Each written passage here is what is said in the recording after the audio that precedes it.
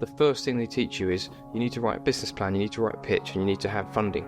You can't start a business without a pitch and funding. And we had no business plan, we had no funding. That's uncharitable. We had a very nice presentation of slides that we hoped to get to. Yeah, we did.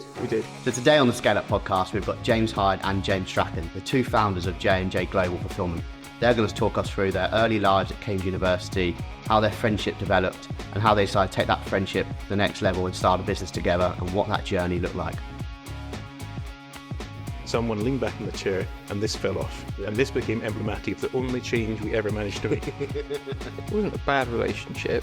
I think there was a lot of confusion. I don't think we understood each other because I don't think we understood the motives or what was really going on. It's very difficult having investors. Yeah. Very hard to have investors. And then you'd be like, fine, we'll do it that way. We don't really agree with it. We think it's not the right way of doing it, but we'll do it because we have to. It's not like that. Everything's worse than you think it should be. Our supervisor sat there on the table, banged his fists on the table, basically stood up and went, go and get it then, show me the process, bring it to me now.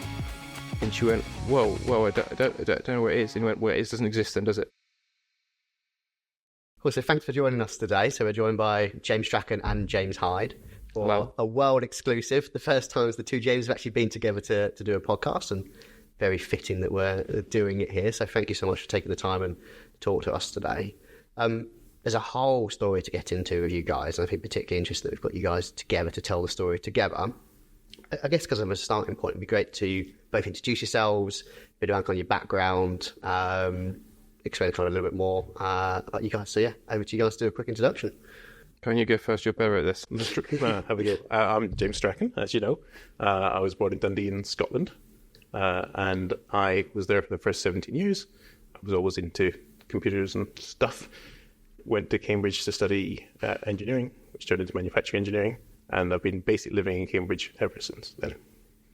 Would you like to know more? Yeah, no, that's a good introduction for you. So I grew up in Essex, and I was making stuff, like from an early age, Lego, and then Lego Technic, and then just making stuff in the garage, like speakers, like electronics, like all sorts of different things.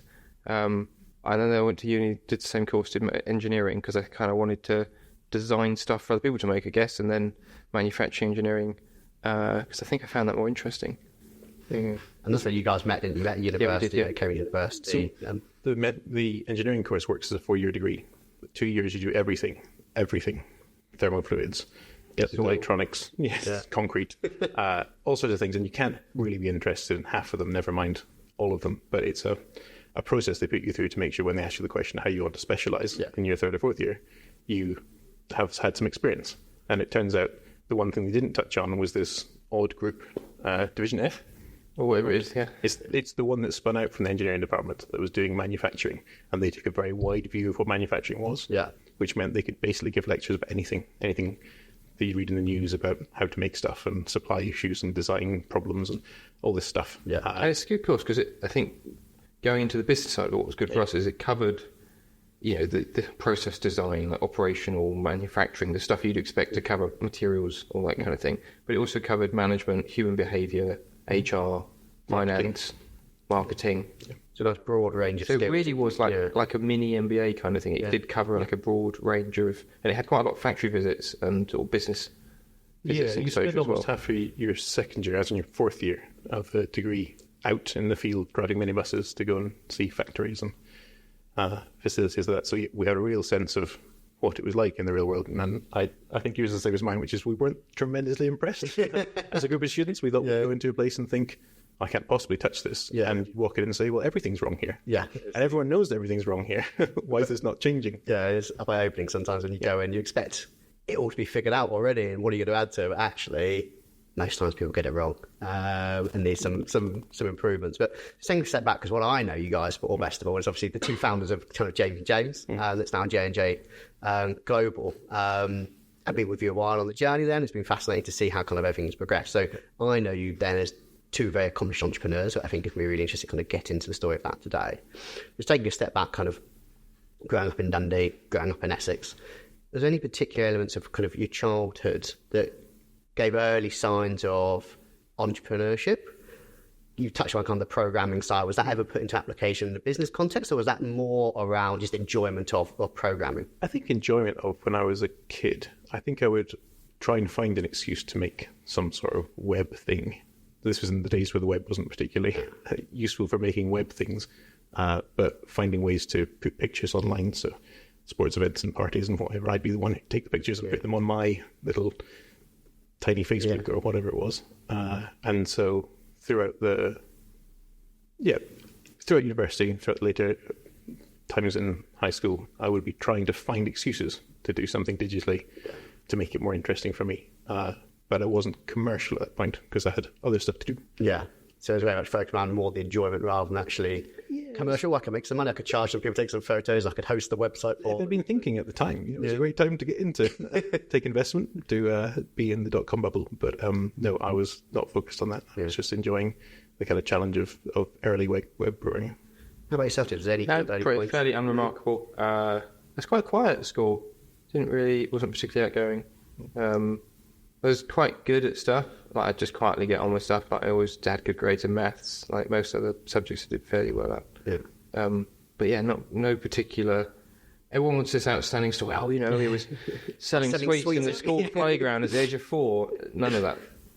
None of that. I feel like I got quite good at trading pogs. Yeah? Yeah, pogs. So you got negotiation skills at least on the playground. This is primary school. I mean, you could, if you knew how to exchange them, you could do well. You could build up a collection. So where do you think it came from then? So obviously you guys, we might get into the story in a bit more detail, but at university, I know that you guys went off and kind of founded the first business together. What kind of led you then on a journey of saying, I don't want to go and work for somebody else. I'd rather straight on my own. It's a good story. I don't know how inspirational it is to other people, but so we did the course, and oddly, despite the fact it's a manufacturing course where people study manufacturing and making stuff, of the 40 odd people on the course, there's only ever about 3 or 4 that actually go into manufacturing. Most go into either investment banking, because basically people who have got good practical skills and good at numbers are very good in that kind of thing. So it's either investment banking, management consultancy, industrial consultancy, which is like management consultancy for businesses. And we're like, oh, well, that's what everyone did. Yeah. Like the whole course just did those courses. And did you apply? No. You didn't apply? I didn't apply. So I applied for a load of jobs. And I got an interview for one, got the offer. And it was fantastic. You'd be flying all over Europe, looking at production lines, trying to provide reports and stuff. And I don't know, I just got to the point of like, I actually don't know if I actually want to do this. Like, it doesn't sound that exciting, like living out in a hotel in foreign countries, just writing reports on other people's production stuff. So I think I signed up for the dole. I don't know if you bothered with that, but you get like, 50 quid a week for not doing a lot. No, I didn't. Well, we tried that later when the first business fell through. We did. When the first week we did that. So I think I'd claimed twice, yeah. But generally left unemployed, left Cambridge with a first-class degree and no job and no real desire to get a job. Didn't really. And I guess when you'd always talking to Peter. I had, yeah. But I guess where did that come from? I think some of it's just. So who was Peter, guys? We'll come on to that because I think that's good. But I think the thing that I'm trying to think what it was for me. I think it was the idea that actually, like a lot of these corporate companies, especially when these that you go and help a company, there's just so much bureaucracy. Mm-hmm. With the companies we went to see, you said they know there's problems, but no one can be bothered, or it's somebody else's problem, or it's like this. And they had like the joke, you maybe bring the change stick in today. Which we can touch on later. We can touch on later. Well, it's actually from uni, from a project. You could have a look at the old change stick. And this was the idea that, everyone wants to change, like improve stuff in businesses. And one company had a change manager whose sole job was to make change happen. And the reality is no one wanted to change anything. Everyone was enjoying the fact that their department did it how they did it, and they couldn't really be bothered with it. The context here is, as part of this manufacturing degree, which is very industry focused, we got dispatched in teams. So probably the first time we worked together closely. I think we've been friends before then. Yeah, it probably was the first project we did. The first project we actually were working together was 2 weeks. We were living in Stroud or somewhere. B&B in Stroud. B&B, so spending all day together for 2 weeks at a time. And then the point of this project is called the 2x2. You have to go into this, 4x4. Sorry, 4 people go in. You try and identify things you want to make changes in. Yeah. You propose the changes. You put the changes in place by the end of your second week, and then you go away for a fortnight. And then you come back, and you have to account for those changes and tweak and try and make it stick in the business. Yeah. So unlike the earlier projects, which were shorter, where you got to see stuff, and taking all the information and make advice, which the company would probably ignore because, they're snotty teenagers around their facilities. This one, we actually had to see the results of something. And what it turned out was even the people who were employed, this guy who we frustrated for 4 weeks of his miserable graduate life, he was only a few years ahead of us in terms of his career. He was lodged in this company and he was completely accepting of everything we said and already felt powerless to do anything about it. Yeah. So that was a bit of a wake-up call around quite how much could go wrong, even at not a huge scale business. Yeah. And so I guess, the idea then going to, say, a company in Germany to look at the production system, give them a report how they can make it better, and then in the knowledge that probably someone will read it, stick it in a drawer, and that'll be the end of it. And so it was not being able to influence change or realising quite early on, actually, you could have the best idea in the world and suggest all those improvements, but the reality is that actually getting that change done is very unlikely to happen. Yeah. And why do you think that didn't resonate for you guys as personalities, saying, I don't want to do that? I think coming back, so I was very quiet, like at school and stuff, and coming to uni, I think it gave me a bit more confidence in myself and me able to like challenge stuff. And I got very, you'll say, one of the values of the company, like, to challenge. And for me, it was like, why are we doing that this way? Why can't we do this stuff better? And it just grated very much against the kind of corporate structure of like, we've always done it that way. And we've literally been told multiple, we've always done it that way. And it's like, why do you do it a different way? Well, it's just how we've done it. And it's like... To explain the stick, because I think this became emblematic for us when we were starting a business. We did our 2 weeks. We went away for 2 weeks. We came back and nothing has changed. And people were very unapologetic about the fact that they couldn't even do the changes, simple as they were. We were doing Kanban-y stuff, shifting the order of boxes on a shelf to try and make it easier to find what was out of stock, that kind of warehousing management stuff. But at one point, as we were kicking back in the little room that they'd corralled us into, someone leaned back in the chair and this fell off. Yeah. And this became emblematic of the only change we ever managed to make. And so when we got to the end of the presentation, the end of the week, or the end of the second 2 weeks, we had a presentation, the directors file in, the change manager who we'd been tormenting for a while came in too. And he was he was doing a good job. It wasn't his fault. Yes. No, but he was disillusioned already. Yeah. And he was more disillusioned to find that we were presenting using this, which he knew what it was. No one else knew what it was, as our demonstrating pointer for our presentation. So we've kind of carried it ever since, because a symbol of the always trying to push for some change. The thing we managed to change, actually managed to do it. There was one anecdote I remember, because we got into trouble. We wrote some anecdotes, some of the things we'd heard on the whiteboard, and we left them there we shouldn't have done. And one of them was a quote from the vending machine that said change is possible. And the irony, obviously, that it sounds like you two are very frustrated by this. Would you say you're quite... There was one element, we did some value add analysis, and I remember you underlined the value add aspect and just put no next to it. It's a value add analysis when you went to look at a supply chain or process management, like, a process, and you look at which steps add value and which don't. And the whole kind of thing is that the whole process didn't... I think we've been prompted to do an exercise. For the sake of doing exercise, we could write down that we'd done value add analysis. And it was clear that that wasn't what the company needed. Yeah. The problems were much more basic and straightforward and obvious to everyone who'd worked there for a week could tell you what the problem was. Yeah. So I just took a big post note. This is non-value add activity at the top. Do you guys think you're quite rebellious in your personalities? Because everything you've just said there to me is quite I think there's also a lot of students who will go in there and not shake things up and not challenge in that way and just go the status quo. I've been told to go and do this and just go along. But you guys have taken a very different approach. You've gone in almost rebelled against that from day one. And so it's quite interesting, actually, if you think that is part of your nature. I don't know where that came from, really, because that's probably not how I've described myself previously. No, I think we were given liberty to be a bit pushy and bullshit, and we were young enough, but at a point where we were being given a strange amount of responsibility, like go and talk to the director of a company like you've been at for 2 days, tell them what they're doing wrong, is a weird spot to find yourself in. But they made us do it a few times. Yeah. And I think you began to realise the people would listen to you, and actually being frank and direct about things, even if it wasn't what people wanted you to talk about, was more valuable to them, really, because it was kind of speaking truth to power in that way. I think it's interesting you say about, the formative years and what I think that thinking about that project we did is probably the biggest change for me personally, going from just doing the answers, doing the maths quiz, doing well, into actually questioning why is this like this? How do we make Because there this was better? no answer, right? It wasn't like we were being marked by the experts who had written the paper and knew how to grade you. These people, if you could improve something, it was improved, right? That was worth money to the business. There's people whose jobs rely on this being done. And I think you say about, were we being quite challenging and stuff like that within it. And I remember one thing that happened towards the end of that week was we had our supervisor came down, who's very, very quiet. He's in his 60s, and he sat at the table and we were saying, well, there's no real process for goods in. It's just a complete mess. And she said, no, there is a process. And we were like, well, we haven't found one. We've asked, and no one seems to have the process. And she was like, no. She was being really like, there is a process. And our supervisor sat there at the table, banged his fists on the table, basically stood up and went, go and get it then. Show me the process. Bring it to me now. And she went, whoa, I don't know where it is. And he went, well, it doesn't exist then, does it? And then just sat down. Yeah. And it was like, I was really shocked. Yes.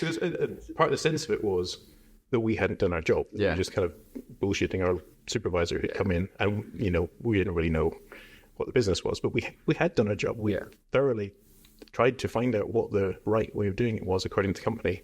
And so for him to have our back like that, to actually get angry, the mildest mannered man you ever met, to get angry in the face of this person, really kind of supported our idea that we should just be saying what we think about this. I think that's literally what I was just thinking. Actually, it kind of reinforces what you've learned over that period of 2 weeks period. That actually directness and challenging is potentially the best way to get stuff done and invoke change rather than kind of go along with the status quo. Taking a step back a bit, actually, Tricia, that was the first project you guys worked on. How did you meet at university? How did you guys become friends? Well, it's so when everyone's together for the main engineering lectures, it's how many people? 400 and something people in one big lecture theatre. And for the first 2 years, basically everyone's doing the same thing. So all the lectures are in the biggest theatres. And we seem to end up sitting next to each other. So you always get your own little groups. There's little groups always sat roughly in the same place in the lecture theatre every day. So Trinity used to sit 2 rows from the back for the most part. That was almost the coolest kids, but Queen's used to sit in 1 row behind us. Yeah. Probably further back. I think behind us. Yeah, I think so. Well, it's just because I used to get there late, probably. Yeah. Party. So I think we knew each other. No, it's not good at mornings. But you spent some time trying to work out to forge your way into almost every event that ran at Queen's College. So we had you to make us potato stamps that would get us into the club. And that was engineering firm. That's a special engineering firm. Okay. Yeah. So I think we knew of each other. It wasn't until we started doing MET, which is the 3rd and 4th year manufacturing course, that we were spending much more time together. And I think by the 4th year, you were in a house with some. I was. MET's 5 of you. And I basically lived there because it was more comfortable in my little room at college. So I just spend all my time after lectures going back there. And same friendship group? Was there different friendship groups that you guys knew each other, or was it all the same friendship group? The engineering, the manufacturing course is only 40 people, and you spend a lot of time with each other. Like, you're in the department, a lot of uni people always surprised, they've got, 5-6 hours of lectures a week. We had, some weeks, 40 hours of lectures in a week. Because they were displaced by these projects that went on for full weeks. And then be sort of 6-7 hours a day, and then you'd have other stuff in the evening sometimes. So you'd spend a lot of time with everyone in groups. It was quite close knit. Yeah, of course. Great. So you're on the dole, trying to figure out what you're going to be doing after university. You were also trying to figure out the direction. How did you guys come together to look at starting for your first business? How did that happen? Was it a conscious choice? Was it? So I don't know how I found it, but on the notice board in the university, there was an email that got sent around to everyone within the manufacturing department, and it basically said entrepreneur wanted, to start business, inquire within. And I was like, oh. And I looked at this and thought, that's a scam. How usual was that for a university notice board? I can imagine at Cambridge University, there's a lot of clever people. They're like, could you start a business? It was quite common, was it? So I don't think it was common. No. There's lots of things you can. The only time you see something like that. There's lots of things you can apply for things. Most of them have an application form, and you have to write lots and lots of forms and just fill in things. It's very rare. It just says email me. Yeah. So the person advertising it was Peter Dorr, who founded Pipex Internet. If anyone's old enough to remember dial-up, it was one of the first dial-up providers in the UK. And his deal, he'd done this for several years in a row, which was he gave someone 50k to go and start a company doing what he wanted to. So he gave them an idea, said, you go run this company. And then after a year of doing that, he would then, I think, or was it 25 and 25? You'd then go and start your own company, and he'll do it for your own company. You started this process. I didn't touch this at the barge. Yeah. I think you'd been talking to him since roughly October in the final year of university. Was it? But it was a slow process because this guy had been very successful in business at a time when ISPs went through the roof. Yeah. But in servicing that business, he'd felt frustrated because he was a prolific generator of ideas. So much so he had He's very creative. and some of them were the craziest things you ever heard of. And some of them were gadgets. So You remember when so he changed. Were allowed to. I was going to say that. So he changed the scheme when I went. He said, "Look, right, because that's not worked as well as he'd hoped in the past. So what it is now is he's going to give you a list of 50 of his best ideas. You get to choose one, and then you go in at 50-50. He provides some cash, you provide the legwork and the labour, and you go and start the company." 2/3, 1/3. Oh, Because he 2/3, said the idea was worth something, the funding was something. Okay, 2/3, just the 1/3. legwork between the two. Fine. So you got third for the leg And work. some of the Third. ideas, one of them was a pneumatic rat, which you remember those I don't think squishy we'd like to discuss things. this. Is this past the limitations of stealing I someone's hope ideas? so. Okay. Yes, remember those things you get, the toys you squeeze them and they keep moving? It's Yeah. like an endless balloon with water in it. It was like that, but you could put it down a drain and it would clear the drain. And I sat there as an engineer thinking, that's just going to make it worse. It's just going to smash the drain. I didn't see how this was a commercial business. And there were several on there like this. And you're sitting thinking, I don't really understand. They're very, very high level, just... when you have one of those brainwave ideas, you sat in a pub somewhere and you just write it down. And it was just like 50 ideas like that. Intercontinental ballistic mail, I remember. Was Ballistic mail. Yeah. How, Like, it's faster. this is like, oh, we were going to unpack into this Doesn't need to be conversation. No. Yeah, I managed to dodge most of these crazy ideas because I was brought in once you'd already narrowed it down to one idea, which was going to be... I think we had a conversation and you were just like, I don't know what to do. And I said, like, why don't you help me with this because it'd be fun. And you knew I did some programming stuff, and this idea was a internet-enabled TV that put a layer of stuff over the top of what you're looking at. And so it knew what you're watching, it would give you contextual stuff. Now, that's not particularly revolutionary today, when most TVs want to jam as much stuff. That was his space as project, possible. wasn't it? That was his project, Yeah. enabled by his internet service provider, but this was, 2008? Yeah. So that wasn't a thing. TVs hadn't become internet connected at that point. So he was looking for a way to kind of parallel, still broadcasting over traditional TV stuff. So that was the first business idea that you guys... No, We chatted about that from we about chatted January. about that. He was working on that. He had other people doing that, didn't he? He had some prototypes. The idea we had, which was the one we chose off the list, which we thought was the most sensible, was replaceable gardens. So rather than having a gardener come to you and do the gardening at your house, you have the garden in big trays, and then you take the trays away and put new trays in the ground. So every season you get a lorry turn up and just swap the trays over.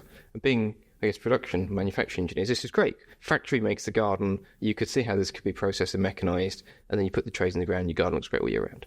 I think on day 2, we did a rough calculation of the fuel cost of driving that much soil and found out that that was more than like a week's labour for the gardener. Yeah. And then it was kind of... I'm ashamed to say it probably wasn't day 2 for me to get to that realization. It took us a long time because we simplified our working. Yeah. We didn't have a factory. We didn't have lorries. But we tried to work out what an analogous product was that the market would accept. And hanging baskets. So we quickly went to, let's get this. I think we parked it. We didn't say it would never work. We went like, look, trays isn't going to work straight away because of the costs. Maybe you can do something. But hanging baskets was quite a small, easy to move, high value item that we thought, let's start with the hanging baskets. We'll do pubs, rent them. So rather than having to buy a hanging basket, you get 4 hanging baskets a year on an annual contract. Yep. Which I guess at the time, thinking about, SaaS is now a big thing. Most businesses are trying to get recurring revenue businesses. We were probably very early pioneers in the recurring revenue gardening business, getting people on sort of 12, 24-month contracts to have a hanging basket. So if you take to that, Peter Dorr, was it? So Peter Dorr, you've been talking to him, list of 50 ideas, some of them interesting, some of them a bit outlandish and out there. What made you go to then James to say, do you want to do this with me? I don't remember. I think we were just having a chat about it and you didn't know what to do. And I said, this is interesting. It was the TV thing. Because that's I'd already been brought into the conversations, and as we got into the weeds with that particular idea over the course of a few meetings over a few months before we graduated, it became clear it wasn't that. So we were talking about the ideas that actually could go somewhere, and I think that was when we'd already seen that this container gardening thing could work as a prototype because of hanging baskets. I think before graduation, I'm sure it was before. Maybe. Because I didn't really have a downtime from one to the other that I can remember. So it was quite organic, though, in terms of how it evolved. It was more just, Two friends talking about There was ideas. no plan. Yeah. There was Two no friends plan. talking about it. There's no deliberate, right, you and I are going to work on this together. You're going to do this. I'm going to do this. Let's go. It was just an organic idea evolving. To Peter's credit, it was very easy to work with. Yeah. Provided a tranche of money to start off with. I think it was £40,000, and you could get 2 more of them unlocked over the years. I think it was a total of 40, maybe but it came out 60, in like 10 at a time. So It wasn't huge startup capital, but it was enough for us to, get a van and we learnt some lessons. I mean, we built a computer system to manage who had what baskets and renewals for contracts and deliveries and all those. That was way beyond anything. Like, you could have done this in an Excel spreadsheet and it probably would have been doable. It was ready for the next stage of the business. We were building up we built up the hugely scaled enterprise IT system before we needed it. And the nail in the coffin, from my understanding at least, was when we discovered that PHS provide the hanging baskets to all the Green King pubs in the area. And PHS, of course, do the bins and toilet roll. So this is not differentiated provision. This is cheap as chips. And you know what? By summertime, they look pretty good. Yeah. And in the wintertime, people weren't thinking about hanging baskets. So they just did it once a year on the same trucks as always, and thought, basically, this business has a cap on it. But there were two other things we had. One, we were doing all the work ourselves, which is great. I'd say to anyone who's starting their own company, do the work yourself, because then you get to learn out. You get to understand what's involved. But we had 2 weeks every quarter where we were absolutely flat out, up to our knees in mud, just trying to make hanging baskets and then getting in an old van and deliver them all over the county. And then we'd be sat around trying to get more contracts. So it was very peak and troughs. And it just it wasn't scalable insofar as you'd need, to do this properly, you'd need an army of people for 2 weeks, and then you'd have to lay one off for 3 months. So it had some scalability issues. It's really interesting. I'm just thinking around kind of what you were saying about previously in your childhood, not commercially driven, building stuff for the love of building stuff. We built a lot of things that we didn't need to build. Versus one of the reasons why Bloombox, you said actually probably not the way to go for us, is there was a cap on the market size. So that, I'm guessing, ultimately led you guys going, this is probably the wrong business idea for us to go and pursue. And so was there a shift in focus then to monetary gain? If you look at monetary gain, if you're looking at, I want to build a big business, I need a decent sized market to build it in, or is it more around this seeing something scale and what's possible? Was there a point there, you're in the real world now, you're working, you need money, that you're going, actually, I want to build something substantial and earn wealth, or I'm more interested in building something that could be big to see the journey that could go on? I think we have to recognise that we were lucky to come out of university not saddled with debt because of the time we were there, because of the family support. So it wasn't this kind of critical, we've got to go and become independently wealthy or, find a big career or job. So it gave us a bit of time and a bit of grace. And we lived in Cambridge at a time when it wasn't nosebleed And we lived in student expensive. accommodation as well, which is very cheap. Yes. Yeah. So we were slumming it, happily slumming it, I might say, for quite a long time. We, out of this initial cash injection, the first of 3 supposed cash injections, we paid ourselves minimum wage. We paid it year round, but some of the time we were, working from 4 a.m. down at the farm where James had built a machine to recycle the compost, and we'd meet some lorry from Denmark. They would come over and guys would come and college. Story, actually. Guys, Like a lay-by where you have a look at the flowers in the back. Yeah, and we spent our time chatting up the newspapers to try and get coverage that people were kind of charmed by, but not interested. So it was not. Yeah, but we didn't come out of it with... We knew what we didn't want. So we knew we didn't want to work with consumers. Didn't want to work with Joe Public, because Joe Public is just difficult to work with generally. Like, there's something to complain about, they'll find something. And we knew we didn't do perishable stuff because the plants go out of date. And there's just things where you're like, we don't want to touch this again. But basically, we got to the point where we were taking salary. We were doing a bit of gardening. We had some gardeners that we'd employed to do some gardening because it was like a fill in the gaps. We had some contracts for hanging baskets, but we knew it was never really going to make money, and all we were doing is basically spending Peter's money. So I think we gave back. We didn't take this second. We didn't take the or 2 tranches last part of it, and we said, look, we're going to stop taking salary from this because it's not really. So I think we must have done a year where we worked for 2 weeks twice a year. We did the summer and the winter planting one more time, even though we discussed it with Peter. His solution to this was shoe leather, which I think in retrospect I fully disagree with. At the time we were like, oh yeah, we'll just walk the streets more. We were out with like breadboards. Yeah, we did breadboards, sandwich boards, with the pie basket hung off the front of it. Yeah. Walking around like a sort of mixed up Teletubby, and just like we got a lot of attention, but no traction. I don't think that was the answer to that type of business. I think the answer was, if you don't want a lifestyle gardening business, which can be very lucrative, hard work. If you like it, that's good. And we didn't want that, and he didn't want that. So it was time to draw that kind of investment part to the close. Yeah, I think that was the interesting point around kind of balancing between what could be quite. This is one of the questions actually back then. If there was a comfortable lifestyle business that you guys are going, actually this kind of clicks, but it has a cap on its market size, that potentially would have been enough to keep you guys engaged. I mean, the cap on its market size was lifestyle, as in it would have supported, a couple of guys on not a lot over minimum wage, but it was not. We didn't really make much money. I think Bloombox runs to this day. No, I think the last time I checked, Andy was still running it. I think so. I'm not sure he uses the brand anymore. I see. But anyway, it turned into a gardening business. It's enough to support some equipment and some people, and made a living off of it. That's great.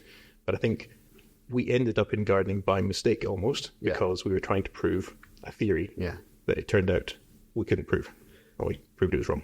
And so what was then? It's a great journey to go on anyway, even if you've got a business and you take it and it's not right, there's always learnings along the way. What were kind of the key learnings you took from Bloombox? Don't build really complicated IT systems when you don't need to. It would have been better if we'd looked more at the how is this going to scale and the big picture plan in the future. But what we used to plan was like, how in the next 2 weeks are we going to get some more business, and how are we going to recycle all this compost? And we'd be very short focused on getting the doing done. And we weren't necessarily looking at, I think if we'd sat down now with that business and looked at how is this going to grow, we probably would have stopped after 3 to 6 months and gone, this isn't going to work. Whereas we plugged away at it for 18 months.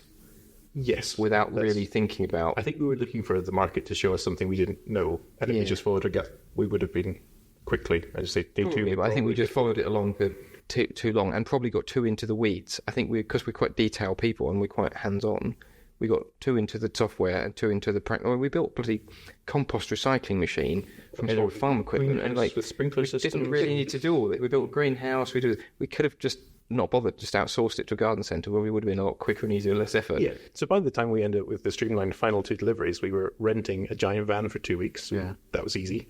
We'd go to the garden centre who built the baskets for us to our specification in their huge facilities with their cheap labour, and we delivered them. And it was pretty comfortable. It was 4 or 5 long days of delivery, and then that made surprising amount of revenue for not much work. Working. Yeah. But that's, again, there's no real scale to that bit of it. That's just subcontracting out and being a middleman. The garden centre could have done it themselves with their own van, and it would have been exactly the same. Yeah. So, and that was the point. Then I decided, because we wanted to stop taking a salary from it, because we said it's not pay on Peter who's paying salary for us to. I mean, we were just about breaking even, but it wasn't really going anywhere. Yeah. So we stopped really working other than the occasional bits. And I got a job part-time at a company called Green Bay Harvest, and it was just another minimum wage job for an office manager. Might have been slightly more than that. It wasn't. They were looking after you. Yeah.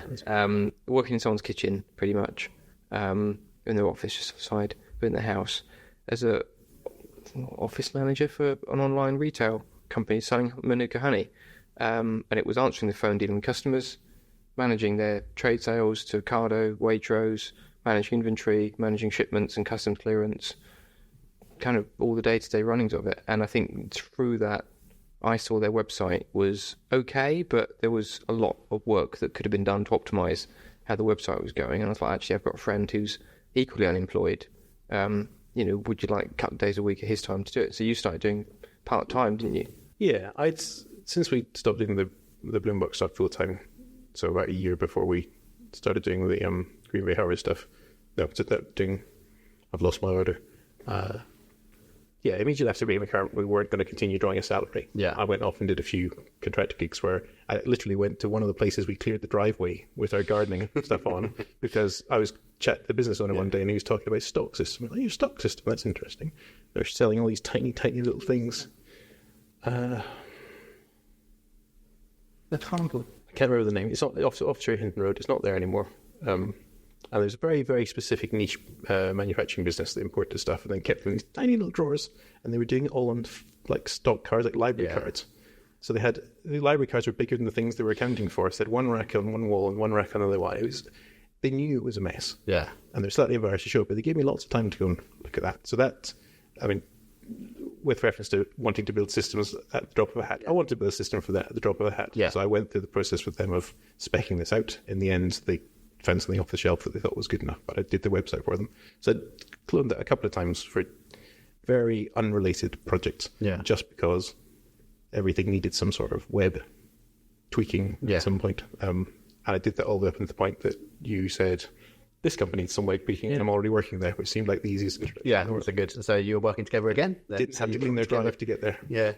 And the big project for them was so we started looking at remarketing. We started looking at trying to look at, right, we had product that was always coming to end of life, or, like, how can we find the people who bought this product before and then cross-sell them this other product or upsell them something? And you were trying to look at, like, what was automated marketing? And nowadays that's just a plugin for Shopify. But back then it didn't exist. It was a kind of like, how do we automate this marketing so that we can send out emails that are bespoke to each customer based on their preferences and what they've been buying? And you were looking at that kind of work as well as updating your generic website. There's this little motif that I think we'll hit a few times in the discussion, which is the recency, frequency, value matrix. Yeah. You must have seen it. It is a way of partitioning your customers to say how long it's been, how valuable, how much they take.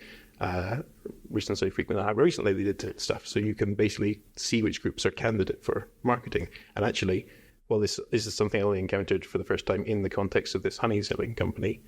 It seemed pretty good. Yeah. And by sucking information out of the shop, we could plot all you needed to know about where your soft targets were for your existing customer base. Well, the irony again was we built a nice system that did some of this, but they only had about probably 250 repeat customers. So actually you could do this by hand in a spreadsheet. Yeah. It was the quantum again. We built a system that didn't need to be built. Continuous learning there. Well, you maybe didn't take the lesson out of blue box and agree. A lot of shade thrown on my systems. I think I'll be proven right at some point. Before their time. Before their time. And they had an outsourced fulfillment company up in Norfolk, in I think it was an old post-war cold store. Yes. And the orders used to come in and get printed off on the top floor, and then someone would take them on sheets of paper printed down 4 flights of stairs. They'd pick and pack the order, they'd write on it had been packed, and then the piece of paper would come back upstairs. And we had one campaign, you'd done amazing, James sent this big campaign out. We had a really busy day, like 50, 60 orders in a day, and they'd printed them all twice. And we found out that all the orders had been dispatched twice. It was like, these are £30 a jar, so we're looking at thousands of pounds of stock's been sent out. We're like, what do we do? It's the other way around, right? The Tuesday was sent out, and then the next day the Tuesday was sent out again. Okay. Yeah. And so we hadn't known about this warehouse particularly. Obviously, it's back and forward between a sales office and a warehouse, but we had very little idea of how they did what they did. And it really was that double sending of our biggest campaign ever. Yeah. Which was a huge problem for the company. Actually, a solution for the company was they phoned everyone up and apologised. And I phoned everyone up. It was my job. I phoned everyone up. And they paid. Like we gave them 10% off. We gave them 10% off if they would keep the second order, and every single person kept it. So that's a good marketing technique, by the way. Send everything out twice and then apologise profusely. We never tried it again. We didn't. It was a risky strategy to go. Where did that come? That come from you going, this issue's happened, I now need to react to it, I need to fix it. It was my problem. It fell on my plate of this is, and it wasn't our fault, it was the fulfillment company who'd done it, and it was like, well, what do we do? And I was like, well, they're clearly not going to pay compensation. They're making £1 an order. They're not going to pay compensation for £3,000 of stock. What do we do about it? So that was kind of, I'll just ring them all. I used to love cold calling and phoning people back then. That gave us the reason to go to this facility and see the bizarre way. Well, I'd been before, and it wasn't fantastic. I didn't believe you. Anything as you thought it was. It was fine. It was just very paper based. There was lots of scribbles on bits of paper and things like that. And they were cross checked against pencil marks on boxes. Yeah. When you took stuff out of the box, you just write what you took out of the box. So it's never. And then I think the nail in the coffin. We didn't have lots of stock left, and so we'd do these campaigns. We'd have to be selling the last jars, and then we got the stock report back on a Friday, and it always came through as an Excel spreadsheet by email. But depending on when they picked and packed the Friday orders, depended on when the bits of paper came back upstairs. So some Fridays, the stock report would be accurate after all the orders were packed, and sometimes the stock report would be accurate before the orders were packed. But because it wasn't online and you couldn't actually see what had been done, you never knew. So you were always plus or minus, at best you were plus or minus a day's worth of orders. At worst, there was a load of other stuff that you couldn't find that wasn't there. And so we always had inventory that was out of date because it had been left around, set there, or we'd had not enough and we had to refund orders. The particulars of some of the things they made out of the honey were quite difficulty with shelf stability, so you really had to send them out fresh. Batches were really important to these guys, and managing a batch system just adds a whole dimension of complexity to stock stuff. So how did that conversation go of that fulfillment center. So going back to kind of the challenging side you've gone We through. went out. Yeah, so we went out and said, like, let's just go move it. Yeah. Well, we'll just move it somewhere else, and that will make my headache go away. You can do a better job of the campaigns because you know exactly how many jars you've got left. And we went to go and visit 2 or 3 different fulfillment companies. It's more than that. I think by the time we thought this must be the worst fulfillment company in the southeast, Yeah. when we just were lucky It wasn't. And then we went round. Everyone we went to were like, hold on a second, I don't want to move from this one that we know We went is to missing. one, if I remember, that was very modern, high-tech, like proper nice lighting, clean floors, you know, similar kind of to what we have here, like, no, nice looking. It wasn't colourful, but... And their IT system, they're, oh, yeah, it's the latest in IT, everything else. The server's just downstairs in the office. And I was like, well, that's not great. Yeah, we push it to the cloud every hour. And then if you put your orders online, you can push them up to a server, and we'll go and look at it every hour. Which meant that when you placed an order in the shop, it would take an hour to get from there to the middleware server, and then an hour from that server down to their server, and then it would get picked and packed, updated, and then later on they'd update an hour later back to the middle. So it could be a number of hours between you looking online at what's happened and them actually having done it, which meant what you'd always get as a customer, for context, because everyone thinks e-commerce, 99% of the stuff goes through fine, it doesn't matter, time's not relevant. But the one customer that places an order says, I've just placed an order and I've missed something off, or I want to add, or I want to change it, can I just change my order? And you're like, let me just phone the warehouse and find out whether or not they've shipped it. And then this ping pong of tennis goes, like, you phone the warehouse, they have to go down to the floor, no one knows what's happened. No one's got any idea where the order is for hours. It's not reading off the same sheet. Yeah. And so that obviously is then the inspiration for we feel where we are now. because it's like, well, we can move it better, but it's not going to be significantly better. So just talk me through that journey you guys went on. So you've gone out and said, right, that's awful, that's awful, that's awful. Again, did you sit down, you're in a pub and go, and do you know what? Like we did Bloom Box, let's just go off and do this idea. Well, Talk me James through likes how to that build conception only came. complicated IT systems which aren't necessary. So we thought, here's a great opportunity for another IT system. Let's build some software that can solve this, that's fully cloud-based. Is that fair? Yeah, I think the bit that was missing from this, the RFB style approach to looking at the world, was we didn't know what we had. If you don't know what you've got, it doesn't matter how good your cohorting is. You don't know. The motivation should be from what you have to sell, not from what we want to sell, because we were bringing stuff from New Zealand. It wasn't like we could respond to demand in real time. There was 12 weeks it took or 6, something. yeah. So what was hamstringing our efforts to do this more sophisticated automated retention marketing was we didn't know, or if we, to the extent we knew, we didn't trust what we had. So I can't really remember the order of things. The company was very motivated to move, but we couldn't, in good faith, recommend anyone to move to because we just weren't impressed at a basic level by where they're going. At least they had some sort of history with this company. And I think we pitched to them this idea that if we developed a bit more of this tool to do the selling, that's to analyze where your customers are, analyze where your stock are, bring that together in the same place.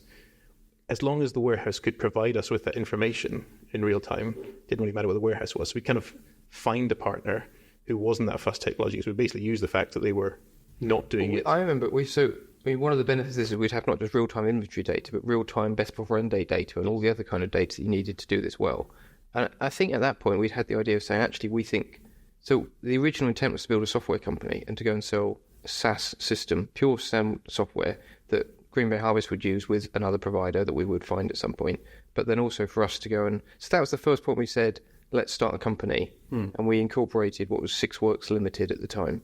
Yes. And we go and start a pure SaaS company. We assumed that someone would do the work for us, and the warehouse bit would take care of itself. Because we walk in and be like, "Hey, warehouse people, this is the software you've been waiting for," and they use it. And that wasn't a conversation that went the way I expected. Well, I think we also, on my recollection, we were going to sell the software and take a license fee and actually have nothing to do with the handling. Not necessarily Green Bay, but more broadly, this was going to be developed all over the world and deployed everywhere. And our customers are going to be the businesses that wanted to buy we were selling to the fulfillment companies, I guess. Yeah. I guess taking a step back and thinking the dynamic between you two, because actually it seems like every time you sit down and you talk about a challenge, a business idea has been born out the back of it. How much of it is you guys playing off each other when it comes... Yeah. Because that's kind of what I'm really getting from the dynamic between you guys is actually... A lot of people used to think we argue a lot. Yeah. A lot of people argue a lot as well. We did. But it's running that line successfully. People think we didn't get on because we used to argue a lot. And the reality is we did get on, but we would argue. But and this is the thing I had to say to, I think, Thomas O'Down, was like, oh God, if someone go, I feel like it's really awkward because you're arguing. It's like, no, we're having a heated conversation.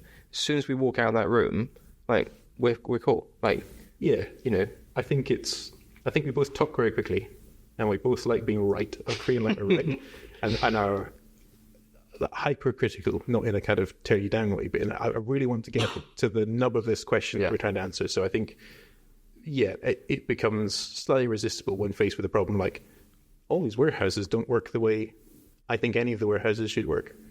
We just kind of turned on that for a very long time, but quite intensively, to try and work out why the world was like this. Because it was the same as walking into some of these projects when we were undergraduates. You have an expectation about how an aviation company works. It's not like that. Everything's worse than you think it should be. And that seems to be opportunity kind of everywhere. So, I think we end up in these conversations, slightly spiraling conversations, to try and get to what's the bit that's missing here, or that's wrong here, or that other people haven't seen. And I think this was just the one where every time we kind of pushed in that direction, we got a better answer. We got a positive feedback. Something moved in the right direction. But the plan then was to outsource Green Bay Harvest. They were, we wanted to get them out, so we outsourced that. We would spend the morning both working for Green Bay Harvest, where you'd write some software to help with their auto marketing. I'd deal with Cardo, Waitrose, and all the usual customers. Lunchtime, we would pick and pack their orders. So we'd have a little test bed where we'd run our software that James had written, pick and pack their orders and ship them. And then in the afternoon, you'd write some more for the fulfillment system, and I'd cold call companies, trying to initially sell them the whole fulfillment package, because what we really wanted to do was prove the software worked. And then once it got to scale, we could be then, let's sell the license. I guess there's quite a good natural division there where you're more technically minded, so I'm going to take on the sales. Was there any deliberate conversation on the other areas, or let's just focus on those two for the time being and see where it takes us? I think because we had this test customer, it was incredibly valuable, and the deal we made with them was we were just leaning together. Basically, this is a small company. We're trying to be a small company. Let's pool our assets. We're going to get cheap space. Yeah. We offered them an office, despite the fact there was not an office in our warehouse. So James built an office. We did. So we fast forward, we've now got a FC, or are you still at Green Bay Harvest? This is at Green Bay Harvest. There's a company called Arrow Express Couriers that had a small warehouse that they would store pallets in as part of their couriering and temporary pallet fleet. Yeah. They're moving on lots of vans, but not much. And we rented the kitchenette at the back, a little bit of space where we built an office from my mother-in-law's old double glazing and doors, and some bits of plywood and stuff we bought. It was literally our whole space to work was about this rug. Maybe 20 square meters. Not a bit. Yeah, tiny. But with the agreement, because the pallets, such as they were in this delivery company, weren't really supposed to be there. They were forgotten stock, or someone just storing the stuff for their mate or whatever. So we had this nice agreement. They could use all the high space, and we could incrementally buy space on the floor. Yeah. So we could have the easy we just paid prime per week, pallets. didn't we? Paid by the week for our pallet space, and we were paying way more than they were getting. So it seemed to be in their interests. We'd secure the site when their drivers were out on the road. It was a nice thing to use our software eventually as well. They were going to use that for their warehouse management in the fullness of time. The same thing from a different perspective. From the perspective of a courier, they're has difficulty than anyone else at not having the right information at their fingertips, and they're out on the road at a time when you didn't have everything on the smartphone. So you mentioned kind of Bloom Box, and the learnings from there actually was probably not assessing the future soon enough. How much was that then applied? No, we did the same. Did the same. We did the same. I brought the saw in. So this saw is from a May board. It's broken. It was broken when we found it. It came out of the skip. We might have to pick up the saw to demonstrate. It's quite heavy. Oh, you're right. I had to cut the lead off because it's dangerous, because it's actually, the whole frame's completely broken enough. But that was the original saw that came out of a skip along with a load of other junk from a May ball that we used to make the office. And there was a load of other. I think the whole company we founded for about £3,000. We went 6 by the end, maybe 3. Maybe 6, and it was all off second-hand computers and laptops off eBay and Gumtree at the time. I think Gumtree was quite a big popular. And an unusual thing about this company is it was bootstrapped, so we didn't have any investment other than the money and time that we. And it's strange because if you go to like the Judge, where they do a lot of business lectures and kind of how to start your company, the first thing they teach you is you need to write a business plan, you need to write a pitch, and you need to have funding.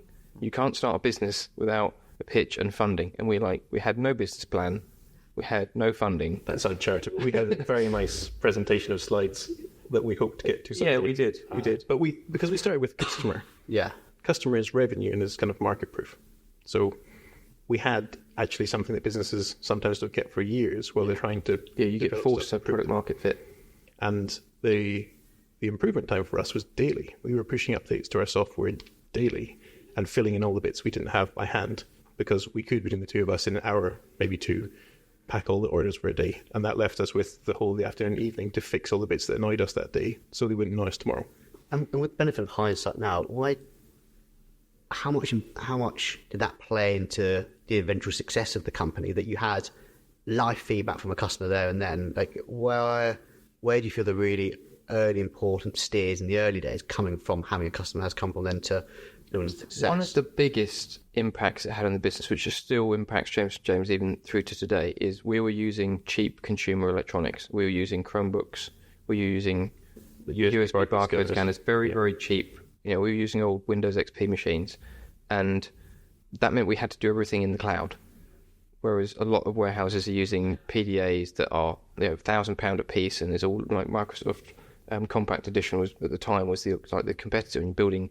And because we built everything in the cloud with cheap equipment, it meant that we were, I guess, building everything in one system where it was completely agnostic to how you use it. So James & James still uses Chromebooks today. Everything James & James does is in the cloud. It's 100% cloud-based. There's no IT in the building other than Wi-Fi. And that meant, when we expanded to Australia and New Zealand later on and to America, all we needed was a building, some shelving, and any laptop that had an internet connection, and you could run the software. And I think that was at the time, that was transformation different from any other company, because they needed proprietary IT. Yeah, it's not obvious how that helped us sell, because of course you want to have the big automated sorting, massive capex warehouse that looks shiny and sweet. But whenever you make that type of investment, one, you can't bootstrap that. That needs investment, which is off to a different start. The other thing is that's the right size for exactly one profile of orders. So if you're a company like Play.com, which was big around the time we were starting, they had a warehouse that sent out DVDs, high value, exactly standard, really robust, fits in a jiffy bag. They built a machine gun that just fired these things across the channel and did very well. That is the type of market that has a divine size and that can take that type of high capex solution. But we had no idea what we were going for. We were going for basically the 80% of the market that wasn't incredibly specific and wasn't incredibly, high touch. Yeah. Or it wasn't, so selling compost or something where you wouldn't have any margins in it. But we really wanted to be open to all of that stuff, which meant this approach of having everything being very cheap, marginally very cheap. So we can add a pallet space for 50 pence a week. We can add a new picking station for the cost of a table and a terrible computer, 100 quid. Or we can add, if something breaks in the warehouse, we don't go under because we can afford to have a full set of stock to replace everything we own for a few £100 more. So how did it move on then from that proof of concept side? You're in there with Green Bay Harvest, you're working, you're getting that feedback from the customer. At what point are we going, right, we've got something here, let's move this to the next level? Well, we never quite... So the idea was that the business plan was a SaaS model where we'd sell licenses. We'd sell these licenses to all the fulfillment companies in the country that had terrible systems. And there's a couple of things we realised. One, if they all had the same great system, they'd all be competing with each other with the same system, which meant that it was kind of hard to compete for them. Not that mattered too much, but a lot of the inquiries we got either loved the IT system and said, that's great, but I need you to take these baseball caps and embroider on them as part of the process. And that's quite niche. We don't really want to build a very, as you said, generic system that can handle lots of product. We don't want to be going down that route. Or they'd say, I love the IT, but I'd like it for free, which is never a great business proposition. But we did have quite, because I was cold calling, probably 50, 60 companies a day and going out to see them. There were quite a few people come and said, I really love what you're doing. Can you just do the fulfillment for me as well? Because I think the real-time reporting and the IT system is fantastic, but I'd actually just like you to do the physical side hard work too. Can you just do all of it? And we were like, yeah, we'll just add it to the test bed. We'll make the test bed bigger because it will be easier to sell the software once the test bed's bigger. And I think that happened for like a decade, and we'd never actually sold software because there were so many people that wanted the whole solution. So it wasn't a decade before we realised this had traction, but we were up to 15 customers very, very quickly. Yeah. And each new one stressed the system a little bit, but we would, because we were trying to keep it generic, this kind of fleshed out the space in which we were going to operate. We weren't going to do bespoke embroidery. But we found our kind of our area of the fulfillment space that we thought we could usefully do. And we weren't trying to add value out to the service. We were trying to do cost down, reliability up, because really most of the cost of running a business like this is not getting it wrong. Yeah. It's not the It's harder than you think. yeah, it's at scale. It's really hard, and it's all the customers judge you on, and it's the largest part of your kind of costs to your customers is stuff you've lost or stuff you're not delivered properly. So, and that 0 to 15 customers in relatively quick succession, obviously that's, again, you've gone from 0, 15 now customers, each of those and demands, and it's a lot more, there's complexities around it. How did you guys step back and assess what needed to be done in order to kind of go, right, I've got a customer and I need a contract. Who's going to put the contract together? You're looking at each other going, who's going to do that part? Or we need to start getting the accounting system in place. Kind of how did that structure then develop outwards from both of you guys working together and deciding what needs to happen? it's really straightforward. Hyde did everything. You wrote the software. Now, that's not to say that our positions don't overlap, but I think James understood that he could probably do all those things better than me, but he knew I could do the software better than him. In fact, he's continually a frustrated programmer because I think you still can't program. But I think you know almost everything you need to know. Read bits of other people's programming. But that is always the line too far, because he had a lot of other important hats to wear in the business. And while we'd talk about everything, right down to the detail of how it would be implemented in the system, he never did that. And I'd talk with him all the way through how to We're both very involved in the platform, as in the design of how it would work. Like, what features would we add, what wouldn't we add? Like, what would we offer, what wouldn't we offer? Yeah. We used to discuss a lot. But then when it got down to, like, contracts, I'd just write it, and then you'd probably review it. Yeah. So you had almost very natural division of who was doing what because of the skill being very different from each other. That's it. But similar enough that we could... Yeah, still bounce ideas off each other. I wasn't trying to solo work out what to do, and Heidi wasn't trying to solo work out how to reconcile accountants and whatever we used, ClearBooks, to start off with. And how much, talk through that kind of, that dynamic, was it similar in terms of slightly, you just described, combative style of solving a problem where you're challenging each other continually? Was that a common theme in the early stages to overcome challenges, or was it very much like, I'm thinking this, that sounds really good, let's move on? Or was there still that challenging aspect between each other? Everything was stress tested. Yeah. I think it was not the assumption that we were doing everything right. I do think for some reason we were really worried about not scaling properly. Like putting something in place that was in the wrong way or offering something as part of a contract to a customer we later regret. Why do you think that concerns you so much? Because again, there's a common theme around identifying scale and scale being really important. Why was that important to you both? I think we'd seen, like, where it's so easy to fall down the trap where you offer something to someone and they go, oh, yeah, that's great. And then you realise that in 3 years' time, you've still got to keep offering that thing, even though it's now like 0.1% of your business and a real pain in the neck. And so we were very clear that if we were doing something, every customer would have access to it, and every customer would get it the same. And I think in terms of why we were personally motivated to do that was, we'd gone from driving a clapped out van, doing gardening work and things we didn't really want to be involved in. We had this new idea, which is shiny business to business software. We were in a dusty corner of someone else's warehouse, working both ends of the day, the morning to earn some money, and the afternoon to try and improve the system. We didn't want to be there forever. Like, this wasn't our vocation for us to just run a warehouse that supports us. It was the idea that this would become quite an interesting proposition if it scaled up. Yeah. Correct me if I'm wrong, maybe it's probably too strong a word, but I don't know if there's a level of arrogance in a way that we'd seen so many people do this badly, and I'd been out to see so many clients, you'd been as well, to look at so many customers who wanted this and going, the way you're doing your fulfillment can be improved. And we'd built a really slick solution for it that was probably twice as fast as a lot of the other systems we were using. Like the way one of the things we'd done engineering the screens is do it from a human aspect. So looking at how do people interact, not just what does the platform do, but actually looking at the human interaction with the thing. And it was quite fast. And I think there was an element of us thinking, look, we've got a process that we know is faster, we know works really well, do it this way. And so there was an element of yes, I understand that's how you, and that challenge, the company's going, but I want it done like this because that's how I've always done it. And I was going, no, we've built a good solution. We either fit your business into this good solution or we won't do it, because it kind of helped us scale. And also we felt like probably a better solution. Not always, sometimes it wouldn't be. But so you got your first 15 clients in. How quickly did stuff develop then in the first couple of years of the business? It was really fast. We were saying we don't have the numbers to hand. I know roughly. I think we did 60k turnover the first year, and it was 180 second year.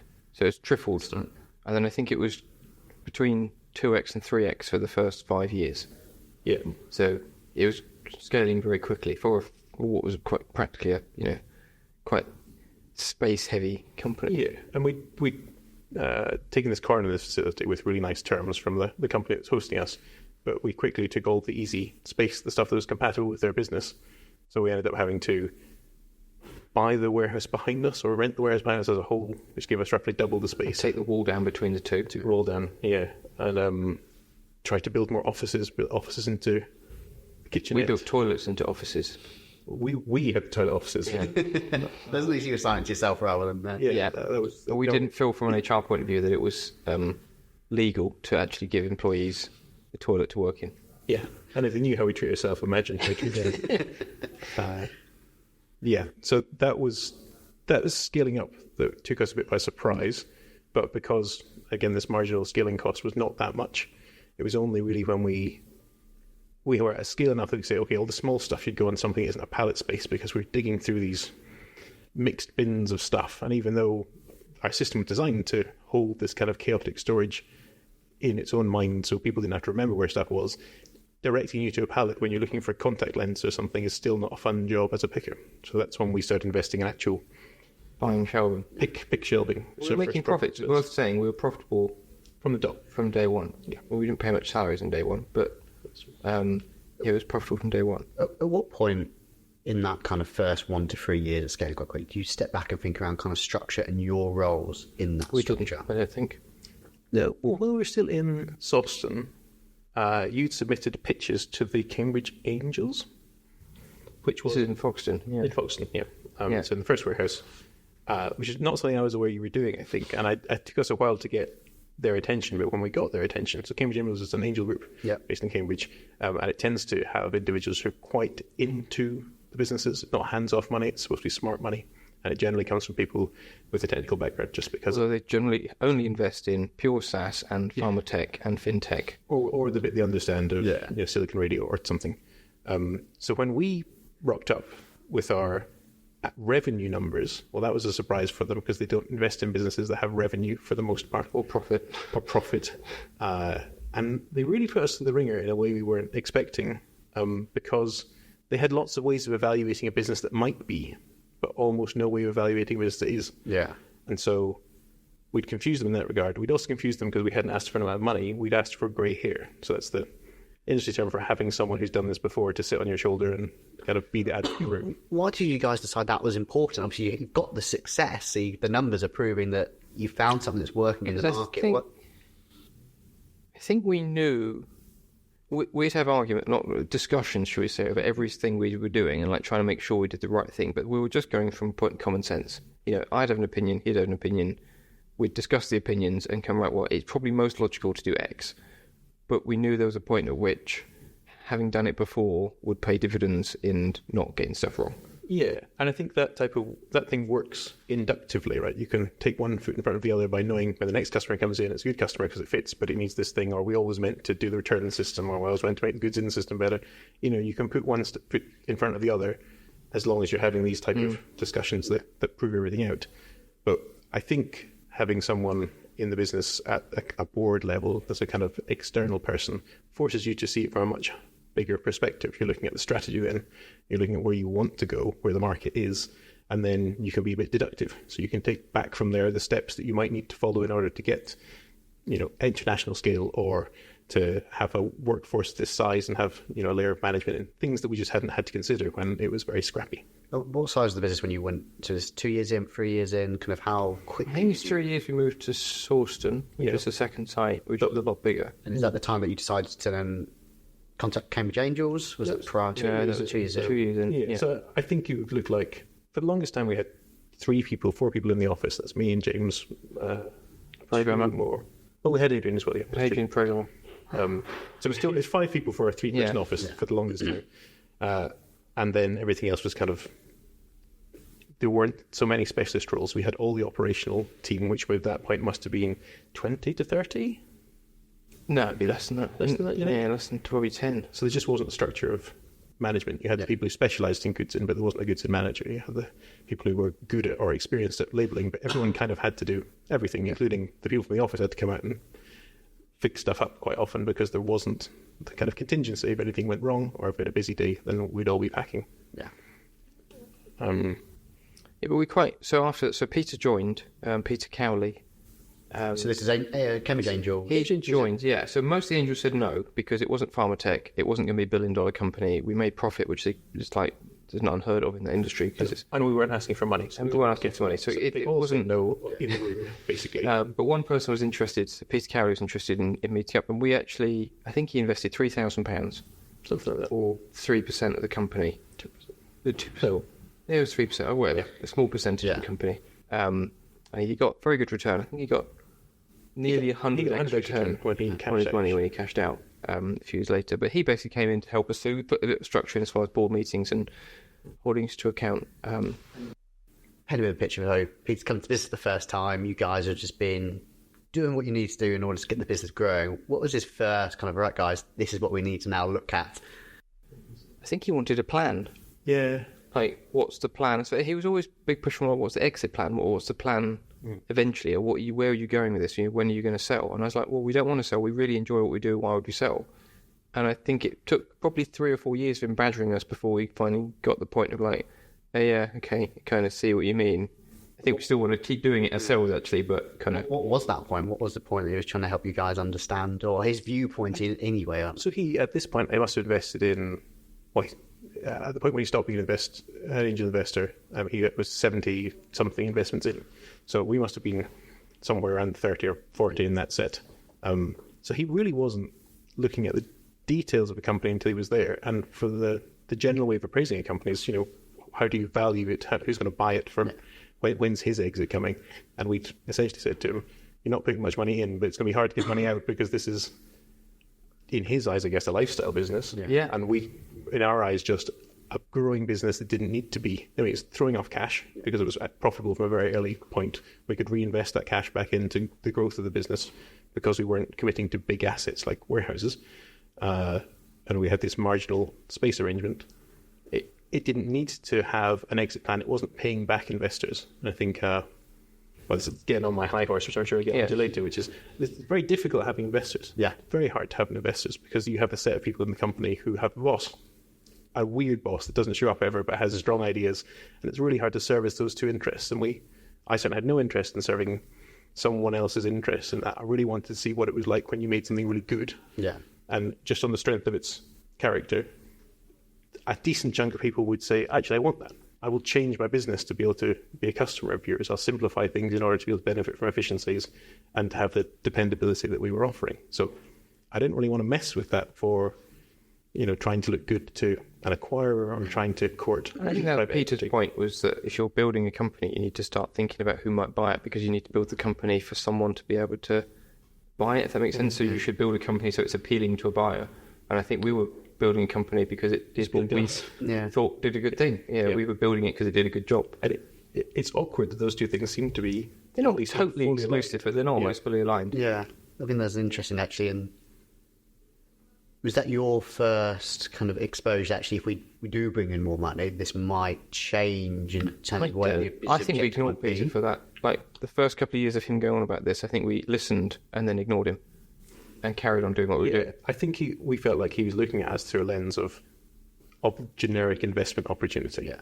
Looking at return on investment and didn't this think other it thing. applied. And the idea that how well our profile as business fits into an investment market or into a trade sale market could inform anything about how well our fulfillment service could fit into companies that want fulfillment services.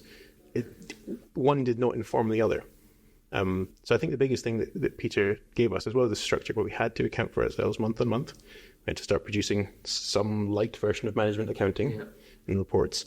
And we had to get all of our kind of contracts and policies and the things that grown-ups do in businesses in line quite quickly. And of course, they are things that make you more investable because you've got proof of how you're doing it. It's not, you're not a fly-by-night company and you're not making it up as you go along. So in that regard, he was coaxing us to aim for something that he was interested in and we weren't, but the steps that he encouraged us to take were probably quite sensible. Yeah, and so the steps trying to get more structure, financial reporting, whereas business before very much get involved, let's get stuff done as basically time. Yeah, or did you do that quite naturally anyway, and it was just him adding that layer of structure and showing how to do it?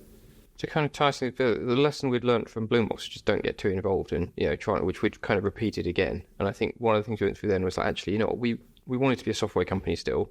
We appreciate we're not because we've got all this infrastructure and people. But actually, we're not specialists in operations. We've built the process, we've built the process and the software. The software and the process kind of go hand in hand, and they're both valuable. But the next step when we moved to the bigger premises was probably from a more strategic viewpoint, which Peter probably pushed a bit, which was actually, let's get someone else to run the operations for us to our recipe, and we will write the software, run the sales, all the rest of it, and another company were going to run the operations in their building, and we would just pay them the costs. And a nice thing about that is it lined up the costs again as a marginal cost. Yeah. So we had to move to this warehouse. It had needed to be twice as big or something. And this company said, hey, we buy whole warehouses. We split them up and we give you just the space you need. And if you need a bit more space, we'll juggle it around because we've got so many warehouses in this area. Yeah. This is going to work. I guess this goes back to the original, I think, when we started, which is probably 5-6 years before that, which was we're going to build a software system. We're going to get Green Bay, someone else to run it for them, and we will provide the software and make sure it's done well. But we're not going to actually do fulfillment. We'll start selling this to fulfillment companies. So what we'd found was not a fulfillment company, but a third-party logistics, freight company that were interested in getting into the fulfillment space. And we're like, oh, you use our software. We'll teach you how to use it. You can run our operation for us. And eventually, maybe at some point, we'll do a deal where we'll run other sites. We'll run the software for you in other sites. And that was the arrangement. We were going to provide software system for them to use in other sites.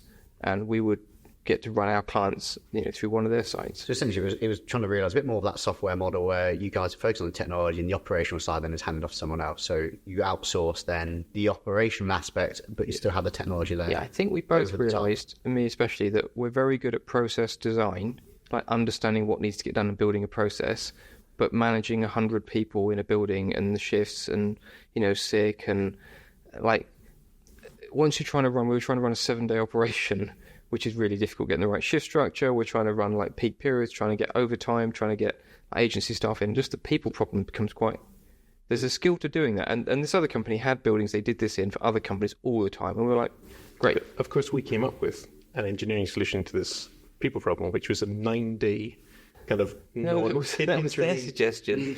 No, I think we No, it was definitely one of theirs. They said it worked really well. I'm not sure it did. It basically meant that you almost couldn't calculate as someone who works in the warehouse. Yeah. You had no idea when you were working. Which weekend you'd have one day off, the other day off, or both days off, because it was a 9 into 7 repeating pattern. It was nuts. Yeah. And it was the type of thing that I thought we'd come up with it. So I'm relieved. No, it wasn't our idea. It wasn't us, but it identified something that was true operationally. Yeah. It was so wrong for people, and that's where things start to break down in the warehouse. But I think the learning for us, so we went into that relationship on the understanding that we don't know how to run a 7-day shift system because there's lots of different ways of doing it. It's complicated. They said we'll run this for you. We know. We're like, great. You know what? It's not going to add value to our business working out how to employ people on different shifts. The fact that when we did it, it didn't work. There were a lot of issues with trying to not just the shift, but the whole outsourcing thing just didn't really work.